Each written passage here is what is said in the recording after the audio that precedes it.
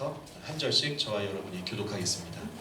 모세가 그날 백성에게 명령하여 이르되 너희가 요단을 건넌 후에 시몬과 레위와 유다와 이사갈과 요셉과 베냐민은 백성을 축복하기 위하여 그리신 산에 서고 루벤과 갓과 아셀과 스불론과 단과 납달리는 저주하기 위하여 에발산에 서고 레위 사람은 큰 소리로 이스라엘 모든 사람에게 말하여 이르기를 다같이 장색의 손으로 조각하였거나 부어 만든 우상은 여호와께 가증하니 그것을 만들어 은밀히 세우는 자는 저주를 받을 것이라 할 것이요 모든 백성은 응답하여 말하되 아멘 할지니라.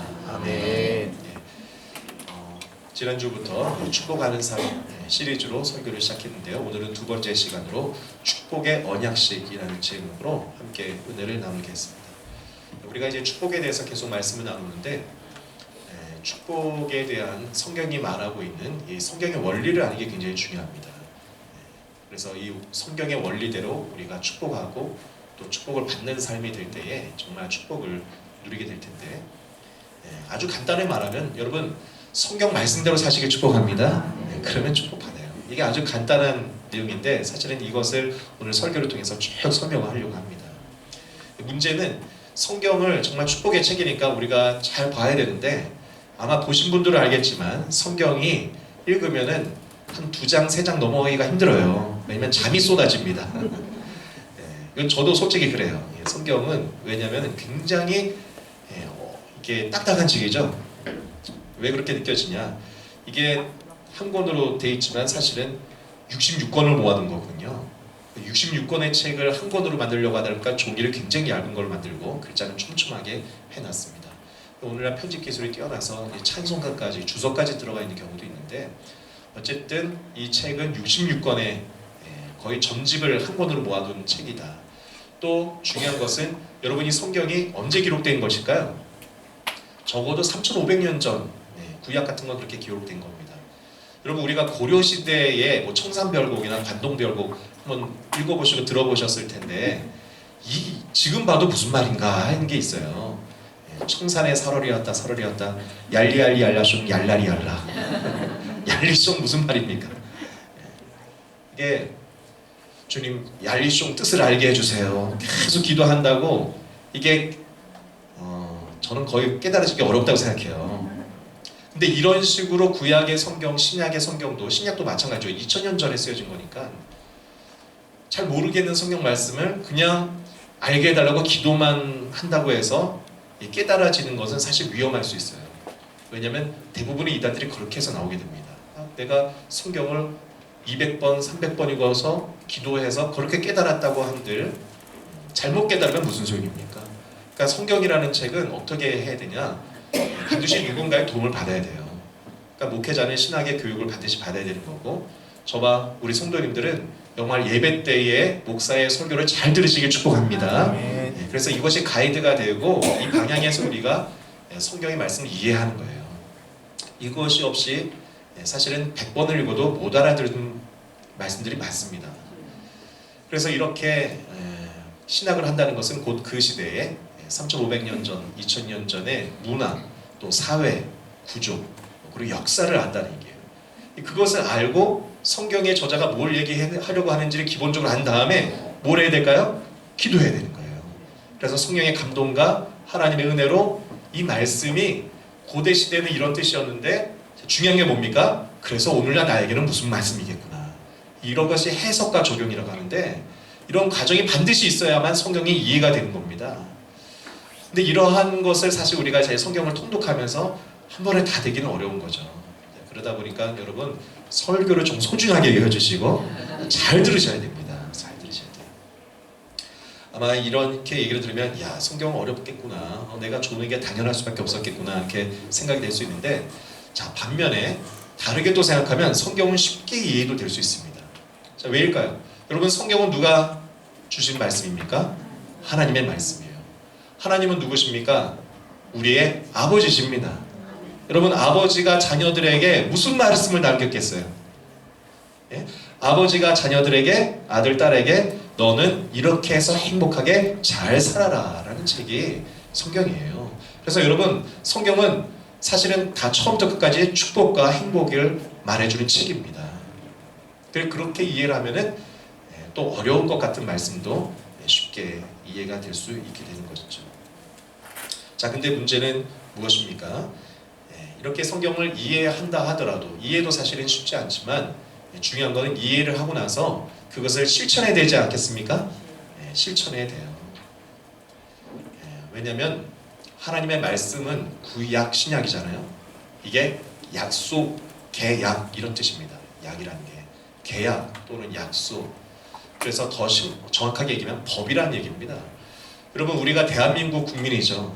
대한민국 국민으로서 이 땅에서 장사도 하고 일을 해서 월급도 받고 가정을 이루어서 또 내가 낳은 자녀들이 또 법적인 보호를 받으면서 주민등록증을 갖는 사람으로서 이렇게 생활하려면 뭘 해야 됩니까? 법을 지켜야 되는 거예요. 법을 안 지키면 그 사람 어떻게 될까요? 감옥에 격리되는 겁니다. 그 기간 동안에는 그 권리와 행복을 추구할 수 있는 권리가 감옥에서 제한이 되는 거예요. 자, 하나님의 백성이라는 것도 똑같습니다.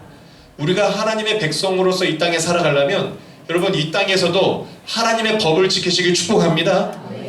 법을 지키지 않으면 그 나라 백성이 안 되는 거예요. 그러니까 구약과 신약에 하나님과 맺은 약속, 계약, 그 법을 지킬 때에 사실은 그 사람이, 지키는 사람이 뭐라는 겁니까? 하나님의 백성이에요.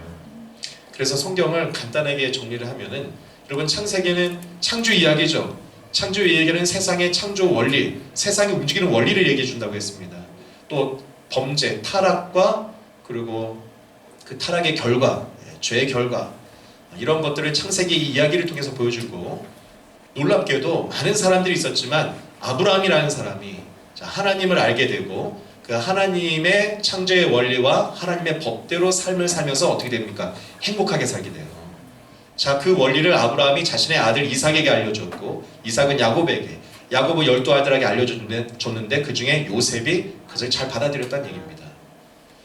그래서 족장들의 이야기라는 것은 이렇게 아브라함, 이삭, 야곱, 요셉처럼 하나님의 약속의 말씀들을 지켜 살면 행복해진다는 얘기예요. 그것을 나중에 모세가 쭉 삶을 살아보고 고민하고 광야에서 하나님과 기도하고 씨름하며 정리를 한 겁니다. 그게 율법이라는 겁니다. 그래서 출애굽기에 보면은 20장에 10계명이 등장하고 그 10계명으로 끝나는 게 아니죠. 10계명이 끝난 이후에는 뭐가 등장합니까? 제단에 관한 법, 종에 관한 법, 북행에 관한 법, 배상과 도덕에 관한 법, 공평, 안식령, 안식일에 관한 법들 쭉 나오게 되는 거예요. 그게 출애굽기 23장까지의 시내산 계약법전입니다. 기독교의 핵심 중의 핵심은 이 계약이에요. 하나님과 최초의 사람들이 하나님과 계약을 맺었는데 그것이 시내산 계약법전, 우리가 알고 있는 10계명과 율법이에요. 그리고 민수기는 그 법에 따라서 쭉 행군한 이야기를 보여주는 거고, 레위기에 가면은 이것이 성결법전으로 정결 예식과 하나님 앞에 성결한 삶, 거룩한 삶, 그것에 대한 법전이 17장부터 26장에 나오고, 그리고 이제 신명기는 출애굽의 여정을 다 가고 모세가 이제 요단강을 건너기 전에 자신은 이제 죽게 됩니다. 가나안 땅에 못 들어가요. 근데 가나안 땅에 들어갈 이스라엘 후손들에게 너희들은 다시 이 법을 기억해서 법대로 살아야 된다고 신명기에서 강조해서 설교를 3번 해요. 그것을 신명기 법전이라고 하는 겁니다. 자, 그래서 12장부터 26장까지가 신명기의 법이 등장하는 거예요. 여러분, 그러니까 성경은 법들의 연속이고 법을 지켜 살면 하나님의 백성 된다는 것을 꼭 기억하길 바랍니다. 아멘 했는데 저는 또 알아요. 그런데 법대로 우리가 살 수 있습니까? 없습니까? 이게 참 힘든 거예요. 법대로 살기가 어려워요. 말씀대로 살기가. 자, 그래서 모세는 이걸 알았어요.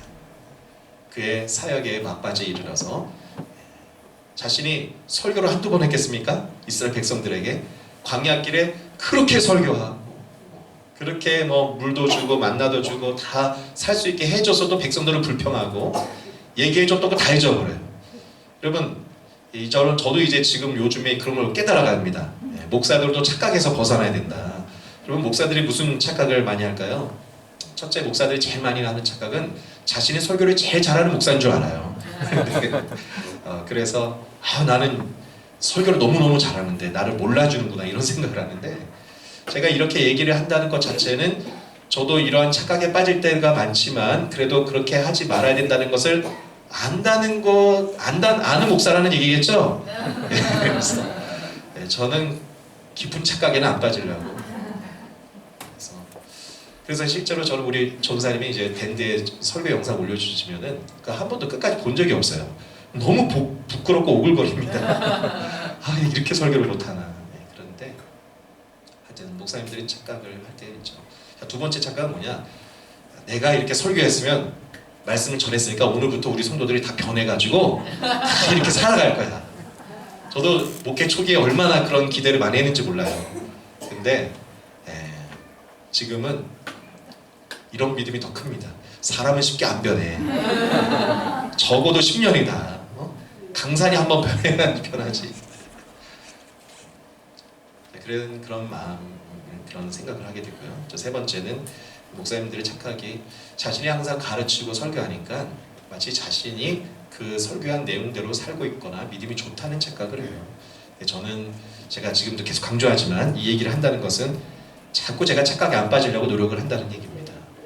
제가 저를 위해서 여러분도 기도해 주시고 더 설교를 잘하고 또 믿음으로 전하는 만큼 행하는 목사가 되도록 기도를 해주시기 바랍니다. 근데 모세가 참 놀라운 게 모세가 이거를 알고 있었다는 얘기예요. 자신이 시내 산에서 말씀도 전하고 백성들과 지금까지 오면서 40년 동안 해봤는데 아무리 지금 신명기에 설교를 했어도 사람들 뒤돌아서면 설교 제목도 모른다. 그리고 잘 못 지킨다. 자, 그래서 모세가 하느님 앞에 기도하고 고민하다가 오늘 신명기 27장에 뭘 하게 되냐면 내가 이제는 모세가 죽고 같이 못 들어가잖아요. 설령 내가 없어도 그 이후에 이스라엘 백성들의 말씀을 지켜서 살 수 있는 영적인 시스템을 만들어 놓습니다. 참, 저와 여러분의 가정과 우리 교회에도 오늘 27장을 잘 배워서 이러한 대대의 말씀을 지켜서 행할 수 있는 영적인 시스템이 만들어지길 축복합니다. 그러니까 우리가 성경을 당연히 읽어야 되고 또 신앙생활을 잘 해야 되는데 이것이 쉽지 않지만 하나님의 말씀대로 살 수 있는 시스템을 만들어 놓고 우리가 그 시스템 속에 살아간다면 그 체계 속에서 생활하면은 나뿐만 아니라 내 후대들도 계속 그렇게 살아갈 수 있다는 얘기예요. 그 원리가 지금 신명기 27장에 있는 겁니다. 중요할까요? 안 중요할까요? 굉장히 중요합니다. 굉장히 중요해요. 오늘 그래서 뭘 하는 건지를 한번 우리가 볼 필요가 있습니다. 신명기 27장에 모세가 뭘 하느냐. 아까 말씀드린 것처럼 신명기 26장까지 신명기 법을 하나님의 율법을 다시 말했다고 했어요. 출애굽기 20장에 나왔던 10계명과 율법들을 신명기에 다시 선포한 겁니다. 자, 근데 그 선포가 끝나고 나서 27장에 뭐라고 하냐. 1절에 모세가 이스라엘 장로들과 백성들에게 명령하기를 너희는 이 명령을 다 지켜라는 거예요. 율법을 다 지키라는 겁니다. 여러분, 하나님의 율법 다 지키시길 축복합니다. 아멘 했지만 이게 힘들다는 거잖아요. 그런데 모세가 이것을 힘든 걸 아니까 어떤 시스템과 장치를 만드는데 뭐냐, 너희는 저 요단강을 건너서 가나안 땅에 들어가면 이렇게 해라. 뭐냐, 큰 돌을 세우고 그 돌에다가 석회를 바르라는 겁니다. 자, 석회가 뭐냐, 우리 석고가루 생각하시면 돼요. 그래서 하얀 그 가루인데 반죽해가지고 발라놓으면 굳잖아요. 그리고 그 석회를 바른 돌에다가 뭘 하냐, 3절에 이 율법의 모든 말씀을 그 위에 기록하라고 했습니다. 그러니까 출애굽 때부터 말했던 율법들, 또 신명기에 선포했던 율법들을 돌에다가 새겨 놓으라는 거예요. 여러분, 돌에다가 글자를 새기는 것은 정으로 쪼아야 되니까 너무 힘들잖아요. 근데 그러려면 시간도 많이 걸리고 굉장히 어려운 일이 될 수 있어요. 그런데 석회를 부어서 굳기 전에 이렇게 글을 쓰면은 그건 또 쉽게 금방 할 수 있는 겁니다. 그리고 마르면 꽤 오래 갈 수 있는 거죠. 자, 모세는 자신이 말한 그 모든 율법들을 다 기록하라고 한 거예요. 율법의 모든 말씀을 다 그렇게 돌에다가 섞고 바른 다음에 다 걷다 기록해서 그 돌을 어떻게 하라? 너희가 그 땅에 들어가면은 요단강을 건너가서 이 돌들을 에발산에 세우라. 그 돌을 어디다 세우라고요? 높은 산, 에발산에다가 세우라고 했어요. 자, 이게 뭘 하는 걸까요? 이게 이제 성경을 모르는 일반 역사학자들이 보면 이거는 계약식을 하는구나, 언약식을 하는구나라고 얘기해요. 이게 실제 뭘 하는 것이냐? 고대 근동 지역의 종주권 계약을 맺는 겁니다. 종주권 계약. 종주권 계약이라는 것은 여러분 고대에는 작은 나라, 작은 부족, 또 큰 나라, 큰 부족이 있지 않습니까? 그럼 항상 작은 부족들은 위험에 처해 있는 거예요. 그래서 이 작은 나라들이 살아남기 위해서 큰 나라나 부족에게 도움을 요청합니다. 계약을 맺는 거예요. 우리가 당신을 주인으로 또 왕으로 인정하고 모실 테니까 우리를 뭐 해야 됩니까요? 지키고 보호해달라. 그러니까 종주권 계약은 이게 꼭 나쁜 계약만이 아니라 작은 부족에게도 중요한 계약이에요. 왜냐하면 보호를 받으니까. 항상 고대 시대는 추수기가 되면은 약탈자들이 와서 약탈을 갔거든요. 농사를 1년 동안 해놓으면 다 빼앗겼습니다. 근데 종주권 계약을 맺으면은 조공을 바치긴 해야 하지만 그런데 큰 나라가 반드시 지켜줘야 되는 책임을 갖게 되는 거예요. 자, 그런 계약을 맺을 때에 어떻게 했냐? 고대 근동에서는 돌을 세워서 거기다가 계약의 내용을 쓰고, 그리고 신명기 27장 11절 후반부에 보면은 만약 이것을 지키지 않으면 저주받는다는 내용이 계속 나와요. 여러분 고대 시대에는 지금과 같은 국제법이 없잖아요. 그러니까 국제법을 지키지 않으면 지금도 우리가 이제 뭐 많이 보고 있지만 경제 제재를 한다든지 뭐 유엔 같은 곳에서 어떤 제재를 한다든지 합니다.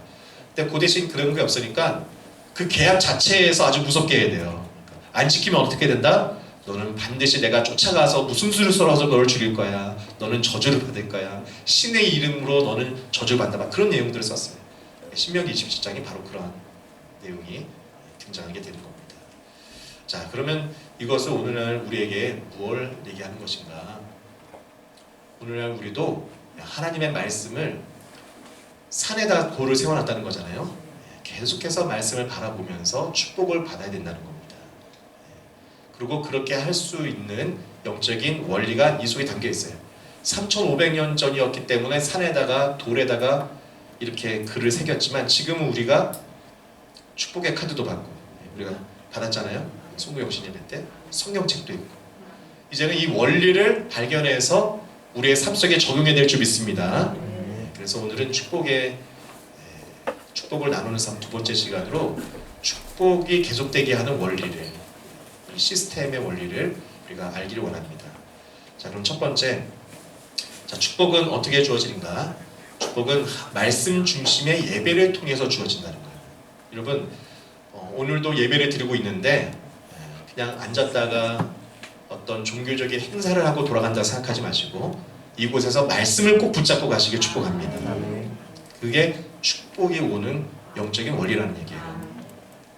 오늘 말씀을 잘 보면요, 아까 우리가 1절 말씀 본 것처럼 1절부터 4절의 내용, 3절까지의 내용은 뭐냐? 너희는 율법의 말씀을 다 지켜 행하라. 그런데 그것을 돌에다 기록하라는 얘기였습니다. 그래서 말씀을 돌에다 새기라는 내용이 1절부터 4절에 나온 거예요. 5절부터인데 5절부터 7절에는 그 다음에 제단을 쌓으라는 얘기가 나옵니다. 자, 제단을 어떻게 쌓으라는 겁니까? 보면은 쇠 연장을 대지 않은 돌단으로 제단을 쌓아라. 또 다듬지 않은 돌로 제단을 쌓고 번제와 화목제를 드리라는 거예요. 그러고 나서 너희는 거기서 먹어라. 그리고 하나님 앞에서 즐거워하라 라는 제사, 예배에 관한 얘기가 나오게 됩니다. 자, 그러고 나서 너는 이 율법의 말씀을 다시 분명하고 정확하게 기록하라라고 8절에 나오는 거예요. 자, 이게 성경의 구조를 통해서 우리가 메시지를 발견하는 방법인데, 먼저 이 제단에 대해서 우리가 좀 알 필요가 있습니다. 여러분, 제단, 예배를 드린다, 제사를 드린다, 오늘날은 예배 드리는 의미로 해석하면 되죠. 근데 참 우리가 주목해서 볼 게 쇠 연장을 대지 않은 돌단으로 제단을 쌓으라고 했습니다. 또 다듬지 않은 돌로. 저도 우리 교회에 좀 수리할 때 있어서 집사님들과 같이 일을 할 때 보면은 우리 일을 잘 하시는 집사님들이 이런 얘기를 해요. 목사님, 일은 힘으로 하는 게 아니에요. 그 힘은 연장이에요, 연장이. 기술로 하는 거라고, 연장을 통해서. 정말 해보니까 이게 장비가 좋으면 거의 힘이 별로 쓸 일이 없습니다. 그러니까 이게 굉장히 중요해요. 그런데 성경에 보면은 연장을 쓰지 말라는 얘기예요. 또 돌을 다듬지 말고 그냥 써라라고 얘기해요. 자, 이게 뭔 얘기일까요? 여러분, 고대 시대에는요, 새로운 신이 하나 등장하면 백성들이 아주 힘들어졌습니다. 왜냐? 그 신상을 만들어야 되는데 신상을 만드는데 금이고 철이고 동이고 갖고 있는 귀중품들을 거기다 다 들어가는 거예요. 그리고 신전을 하나 만들기 시작하면은 강제 노동에 끌려가는데 그게 거의 평생 그 일을 하다 죽습니다. 여러분 대표적으로 피라미드, 스핑크스 같은 게 왕이 하나 등극하면 그때부터 피라미드 짓기 시작해가지고 죽어서도 안 끝난 일이 많았어요. 계속 공사를 진행하고 그러니까 한 왕이 있을 때 벌써 피라미드가 2개, 3개가 계속 연결돼서 만들어집니다. 근데 여러분 그 피라미드 저도 못 가봤지만 돌 하나가 저 몸보다 더 커요. 그 돌을 사람들이 옮기기 위해서 얼마나 많은 사람들이 고생하겠습니까? 자, 성경에서 다듬지 말고 제단을 만들라는 것은 쉽게 말하면 무슨 말이냐? 그냥 주변에 있는 돌 갖다 쓰라는 얘기입니다. 그거 뭐 깎고 할 필요도 없다. 그거 하다가 뭐 하냐? 힘들고 어렵지 않니? 근데 제단은 필요해요. 왜냐? 번제와 화목제를 드려야 되니까. 번제는 죄를 사하는 죄죠. 그 죄를 용서받고 화목제는 감사한 일이 있을 때 하나님께 드리는 겁니다. 또 내 인생에 정말 새로운 시작을 하고 정말 요즘이 졸업 시즌인데 졸업하고 새로운 사회생활을 하고 할 때 마음을 새롭게 할 때 화목제를 드렸어요. 자, 너희는 새로운 삶을 살아라. 죄를 용서받아라. 그러기 위해서 최소한의 아주 쉬운 제단만 만들어. 그래서 힘들게 하지 않으셨어요. 여러분 하나님을 믿는 삶이란 결코 힘들고 어려운 삶이 아니라는 걸 기억하시길 축복합니다. 또 우리가 드리는 예배 또 예배당의 모습이 어때야 되는지도 사실 이 말씀에 다 들어가 있어요. 물론 하나님의 축복으로 많은 영혼을 품기 위해서 큰 성전도 필요하지만 이게 바뀌면 안 됩니다. 영혼도 없는데 교회 건물을 크게 지어서 모험으로 투자하는 경우도 있는데 그러면 안 되는 거예요. 사실 기독교 역사가 보여주죠. 뭐 중세 유럽에 큰 성당들 많지 않습니까? 큰 성당들을 지어놓고 사실 기독교는 망했어요. 왜냐하면 성경의 정신에서 떠났기 때문입니다. 성경에서 하나님께서 계속 강조하시는 성전은 천막입니다. 성막의 텐트, 천막 텐트고 또 정착하게 됐을 때는 작고 소박한 제단을 원하셨지 이것을 과시하거나 화려하게 하기를 원치 않으셨어요. 자, 그러면 예배의 핵심은 뭐라는 겁니까? 이러한 겉모습에 화려한 것이 아니라 앞뒤로 다 감싸고 있는 얘기가 있어요. 여러분 예배의 핵심은 뭐라는 겁니까? 바로 말씀이라는 얘기입니다. 이 말씀, 이 구조를 보면은 말씀에 대한 설명 그리고 예배에 대한 설명 말씀입니다. 이것은 예배의 핵심은 말씀이라는 거예요. 그러니까 오늘 예배를 1시간 드리고 가실 때에 여러분 좋은 분들도 만나고 교제도 해야 되고 끝나면 식사도 하시는데 여러분 식사도 아주 중요한 영적인 훈련입니다. 왜냐? 여기 나와 있잖아요. 번제 화목제 드리고 먹으라고 했어요. 오늘 예배 끝나고 점심을 가능한 한 좀 다들 드시고 가시길 축복합니다. 이게 성만찬이에요. 사실은 신약시대 신약제된 시대 떡과 포도주가 주식이었습니다. 그거를 교회 예배 끝나면 다 같이 먹었다는 거예요. 나중에 다 모이지 않았는데 먹어서 나중에 온 사람들이 못 먹으니까 그걸로 혼이 났죠. 교회가. 그러니까 오늘날의 성만찬은 모두가 함께 부족하지 않게 골고루 다 먹게 한다면 그것이 하나님 앞에서 하나님이 기뻐하시는 일이고 하나님 앞에서 즐거워하는 게 신앙생활이에요. 자, 근데 그렇게 하려면 뭐가 중심이 된다? 말씀이 중심이 돼야 돼요. 자, 아까 드렸던 그 언약식에 대한 설명을 조금 더 드린다면은 에발산 어떤 산이냐? 바로 요 산입니다. 이 지역이 세겜이라는 땅이에요. 우리가 가나안 지도에서 세겜을 아마 성경책에 지도 있는 분은 쉽게 찾을 수 있는데 가나안 땅의 중심 지역에 세겜이라는 땅이 있습니다. 세겜은 예루살렘만큼 유명하진 않지만 구약성에서 굉장히 중요해요. 영적인 성지, 종교의 핵심 지역입니다. 아브라함이 하나님이 너 가나안 땅에 가라 했을 때 가서 이 세겜의 모래 상수리 나무에서 첫 장막을 펴고 하나님께 예배했어요. 또 이삭이 여기에 거주했고 야곱이 나중에 이곳에 돈을 주고 땅을 사서 살았습니다. 그 다음에 요셉이 모든 고난과 시련을 겪고 야곱에게 와서 축복을 받을 때 여러분 축복하면서 가장 좋은 걸 요셉에게 주지 않았겠어요? 그때 특별히 요셉에게 준 땅이 축복으로 준 땅이 세겜입니다. 그래서 세겜은 종교의 아주 중요한 핵심적인 지역이죠.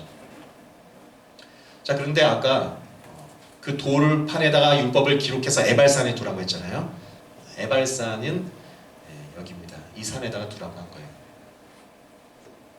이 사진으로는 조금 차이가 안 나지만 이 사진을 보면 이게 봄과 여름에 풀들이 막 필 때 사진입니다. 화질이 좋지 않아서 잘 안 보이지만 제가 설명을 드리면 이쪽에 굉장히 파란색이에요. 여기는 그리심산입니다. 우리가 아까 본 거에 성경에 보면은 그리심산에서 뭘 선포하라고 했습니까? 축복을 선포하라고 했어요. 자, 에발산에서는 저주를 선포하는 이 산에 보면은 황무지예요. 지금 이 산이 보는 각도에 따라서 이게 좀 가까이 있다 보니까 이게 높은 산인데 사실은 그리심산이 훨씬 높고 북쪽에 있고 그리고 울창합니다. 그러니까 모세가 그 모압 평지에서 요단강 너머에 있는 땅을 바라볼 때 큰 산 두 개가 보이는데 하나는 그리심산과 에발산.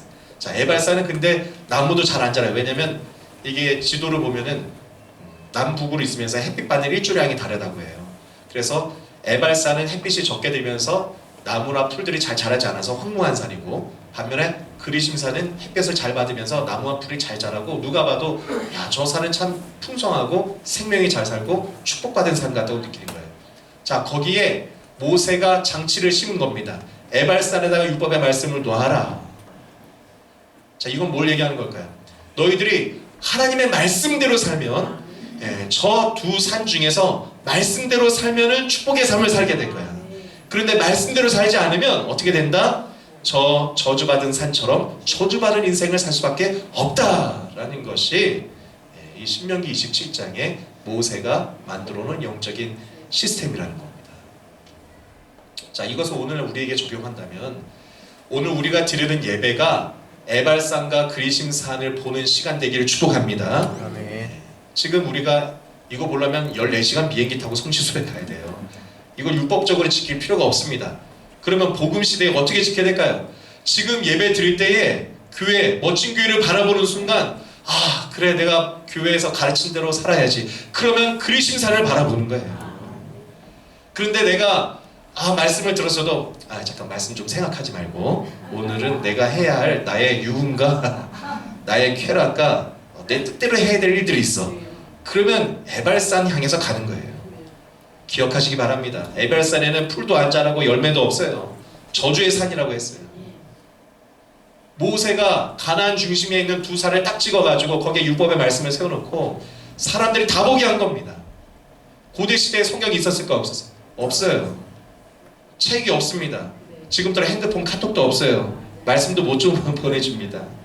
그러니까 장치를 만들어 놓은 거예요. 예배, 산을 봐라. 저 산에는 또 가서 봐라. 거기에는 뭐가 있다? 율법의 말씀이 기록되어 있다. 그걸 보고서 너의 삶을 돌이키고 말씀대로 살아라. 여러분, 이 영적인 원리와 시스템이 저와 여러분의 삶에도 적용되는 것이 뭐 하는 것이다? 예배하는 것이고요. 그리고 제가 송구영 신예배 때 여러분에게 이 축복의 카드 드렸잖아요. 생각을 해보십시오. 아버지가 이 카드를 펴고 저녁마다 자녀들에게 그냥 축복하는 게 아니에요. 너는 나중에 재벌이 되고, 너는 하여튼 꼬리가 되지 말고 항상 머리가 되고, 너는 아버지에게 용돈을 월 300만 원씩 주고, 이런 거는 정말 욕심의 축복일 텐데 뭐라고 축복하라는 겁니까? 말씀으로 축복하라는 거예요. 그러면 자녀가 이 카드도 보고 말씀도 보는 게 바로 율법의 말씀을, 그리심산을 바라보는 겁니다.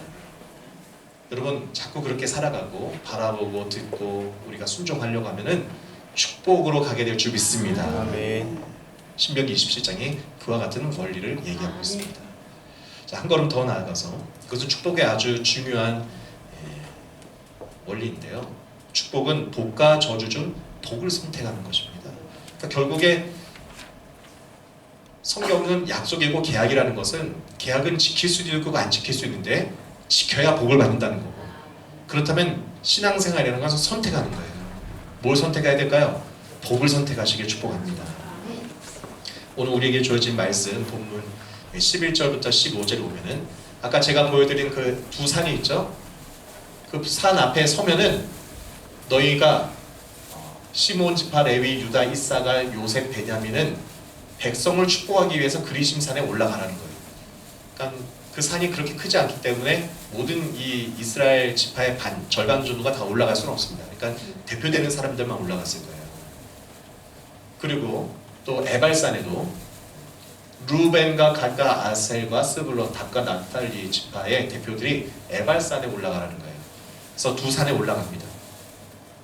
그래서 이 대표들이 여기에 올라가면은 아까 레위는 그리심산에 올라가라고 했는데 레위 지파의 대부분의 사람들은 그러면 이 세겜 땅, 이 두 산의 골짜기에 서게 되는 거예요.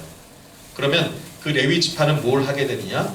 사람들을 두 산에 있는 사람들을 향해서 레위 사람들은 큰 소리로 이스라엘 모든 사람들에게 말하기를 시작하는 거예요. 그러면서 15절부터 26절까지의 신명기 27장의 내용들을 외치는 겁니다.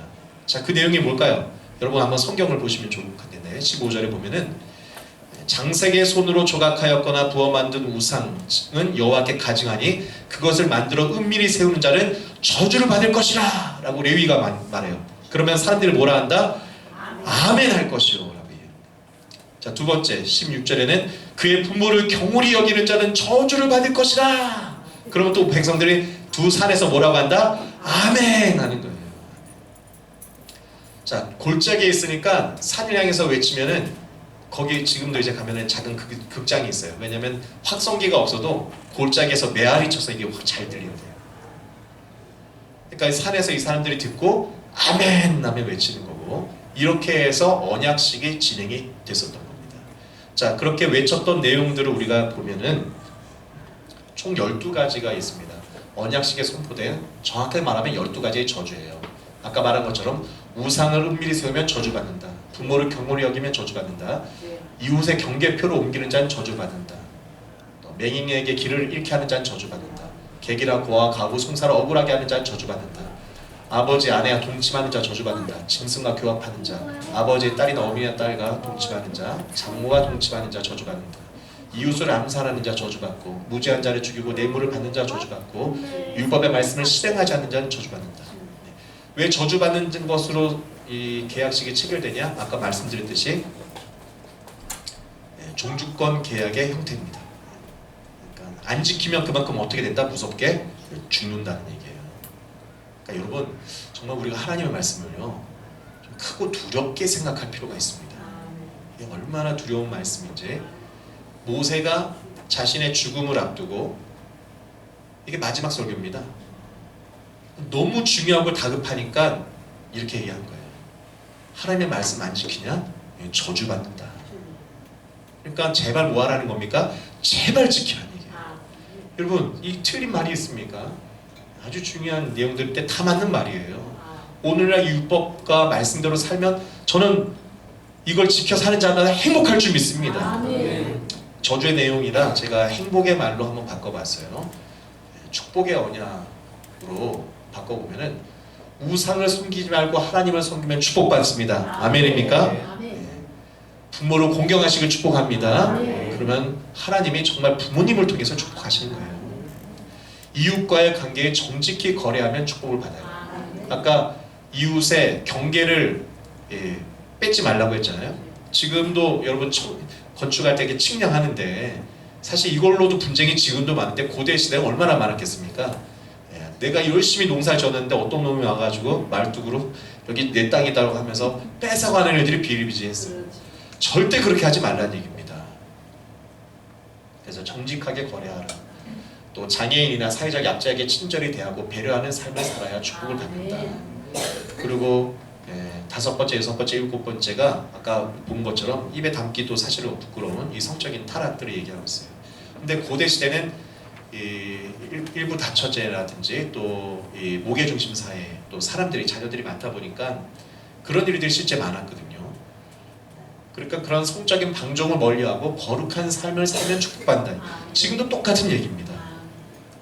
이웃을 사랑하는 자는 축복을 받고 정직과 정의로 사는 자는 축복을 받습니다. 여러분, 그리스도인으로서 정직하게 진실하게 살아가길 바랍니다. 그래야 진짜 축복을 받죠.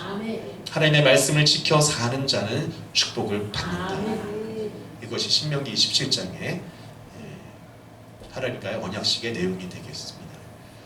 오늘 말씀이 다가 아닙니다. 이제 다음 주에 우리가 신명기 28장을 보게 되는데, 사실은 28장이 굉장히 중요합니다. 왜냐하면 28장에 우리가 그토록 소망하는 이 말씀을 지켰을 때 받게 되는 축복들이 28장에 기록이 돼요.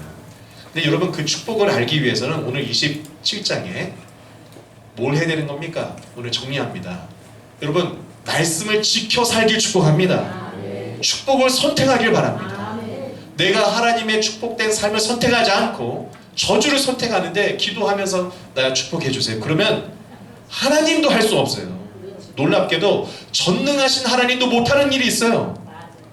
내가 죄를 선택했는데 하나님께서 축복을 못 준다는 얘기입니다. 정리를 해봅니다. 12가지의 저주 내용을 다시 정리하면 여러분 현재보다 미래를 바라보며 축복을 선택하는 얘기예요. 우리가 왜 말씀을 안 지킵니까? 내 소견에 내가 생각할 때 이렇게 하면 내게 이익과 행복과 기쁨이 있을 것 같아서 그래요. 근데 성경은 더 멀리 보게 하는 겁니다. 여러분 우리가 살아갈수록 행복해야지 당장 즐겁다가 죄악의 저주로 떨어지면 안 되지 않습니까?